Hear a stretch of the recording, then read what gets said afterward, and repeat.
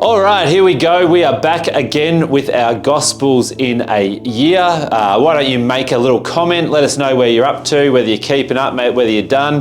And remember, the idea of this at the end of the day is that Jesus is the center of our faith. Jesus is the center of our life. Jesus is the center of the church. And so Jesus should be the center of our scripture. So we're just going through our Gospels, Matthew, Mark, Luke, and John, to get our head around Jesus and who Jesus is, so to make sure that we know who he is when we put him in the center. So this is a really great thing to be doing, and to be doing more than once. So we are up to the book of Luke. We've done our introduction, which is basically chapter sort of 1 and 2, and then part 1 of Luke, which is Luke 3 to 9. We did the first half last week, which was sort of chapter 3 and 4-ish, and we're going to do the second half now, which will lead us to the third half next week, but we'll see how we go. So this first part, chapter 3 to 9, is all about Luke giving like an orderly presentation of who Jesus is and his mission around Galilee.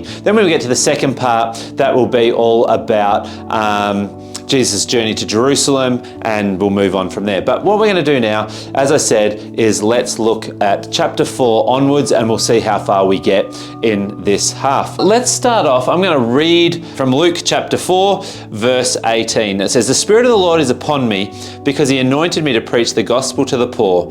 He sent me to proclaim release to the captives and recovery of sight to the blind, and to set free those who are oppressed, to proclaim the favorable year of the Lord." And then in verse 21 he says, "Today this scripture has been fulfilled in your hearing." So we know that Luke was a proselyte, which means he was a Gentile who converted and became a Jew, and he's writing to those people who would consider God to be their friend, that they are friends of God, like Abraham was. And we know that as Luke is writing, he's writing to show us that Jesus is the fulfillment of the Old Testament. And this is what he's doing as he's portraying who Jesus is in chapter 4. And Jesus is claiming to be that fulfillment of the Old Testament, that he is the presence of God on earth. And I think that's kind of very cool. It's very clear that this is who Jesus is. So in all three Gospels, Matthew, Mark, and Luke that we've gone through so far, one of the connecting dots with all of the three, what we've just called the synoptic Gospels, is that they very much have this idea that the gospel is all about the poor, the marginalized, and the outcast. And Jesus himself is saying that is why he came. He came for the poor, the marginalized, and the outcast. And so that has got to be if it's one of the central tenets to Jesus of the kingdom, it has to be one of the central tenets to us as the kingdom as well. As we then go from sort of chapter 4 to sort of really to chapter 9, but maybe more chapter 8, we start having all these stories that Luke incorporates to show how this is outworked. I think the next story off the top of my head was Jesus casting out a demon from this sort of homeless guy. There was a healing, many healings took place, and then there was healing of a leper. There was a healing of a paralyzed guy, and it's all this idea of Jesus coming to heal the brokenhearted, the poor, the afflicted, the bound, and how this all is going to be outworked in the kingdom. And then we get to chapter 8, I think around there, which is Luke's version, if you like, of the Sermon on the Mount, except this is called the Sermon on the Plain. This is not really that confusing. It's not like Matthew goes, oh, he preached this on a mountain, and Luke goes, no, he didn't. He preached it on the plain. As a rabbi, Jesus would have been preaching, he would have been crafting his sermons, crafting his messages, and preaching them everywhere he went. He would have been telling a lot of the same parables, a lot of the same stories, because the message was the same. The message was the kingdom of heaven. The message was to bring heaven everywhere we find hell here. The message was that the kingdom of heaven is at hand. It is within us. And so everywhere Jesus went, so it's not a coincidence, or it's not a mistake even, that Matthew and Luke have these two sermon types that are very, very similar. They both have the Beatitudes. They both have the love for enemies. They both have the don't judge others.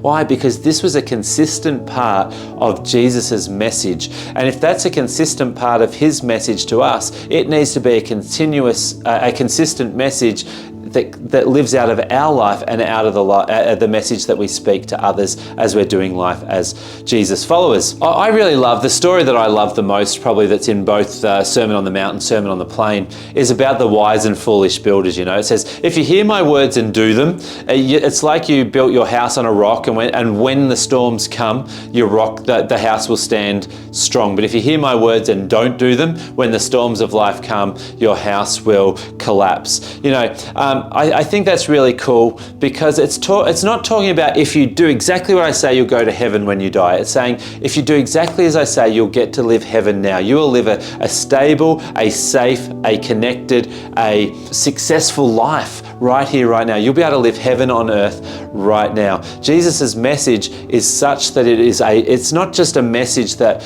you accept, it's a message that as you live it out, you'll find that the kingdom of heaven starts to invade your world and your life. I love this idea because it's not so much about putting your hand up and saying a magic prayer. It's about, how do you live a life of impact? How do you live a life that matters? How do you live a life that is going to stand? In other words, so to me that talks about legacy, that talks about impact and influence. It talks about your family and your children, your household, you know. And so this is, if you like, it is the key to life. And I think that's very, very cool. The other thing that jumps out at me in this story is, once the storm comes, it's too late.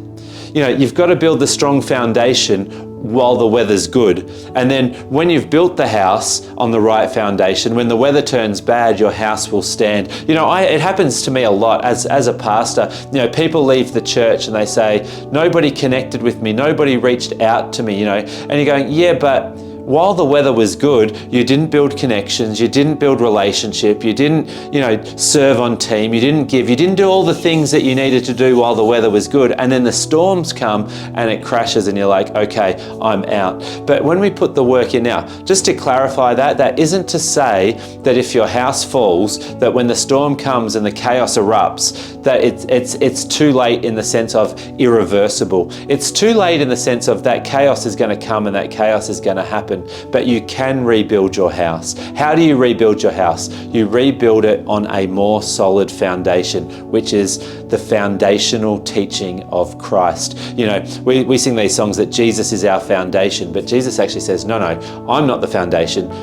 Hearing my words and doing what I ask you to do, that is the foundation that you need to build your house and your life on. And if you do that, whenever the chaos comes, whenever the storms arise, you will be safe and stable and be able to just carry on and do life, which is very, very cool. Now, we might just stop it there, I think, and do, as I said, a third half, if there's such a thing, next week. But what I want to just throw in here, which is really important, is in the midst of these stories and in the midst of this sermon, Jesus has, he goes and gets the 12 disciples. He calls the 12 disciples. And that's really important, again, because that calling of the 12 disciples is this throwback to the Old Testament where Jesus is saying, this is the new Israel. This is the new, you know, there was the 12 tribes of Israel, now there are the 12 disciples. This kingdom of heaven life that we're living is the fulfillment of Israel, and it is the new Israel. It is the new people of God. It is the new promised land. It is all that stuff that is going to be fulfilled. And I love it, you know, because it's fishermen, Peter, Andrew, James and John, and it's a tax collector of all people. And not only is it a tax collector, Levi would have been the tax collector of Peter, Andrew, James and John.